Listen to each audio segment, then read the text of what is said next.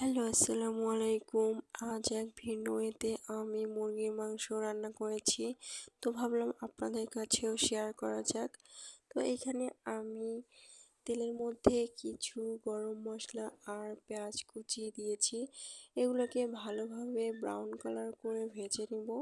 ভেজে নেওয়া হয়ে গেলে এর মধ্যে দিয়ে দিব মুরগির মাংসের টুকরোগুলোকে।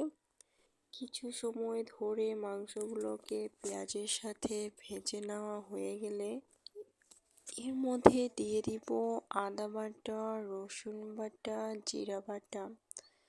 বাটা মশলাগুলোকে খুব ভালোভাবে তেলের সঙ্গে ভেজে নিব যাতে করে এর কাঁচা স্মেলটা চলে যায়।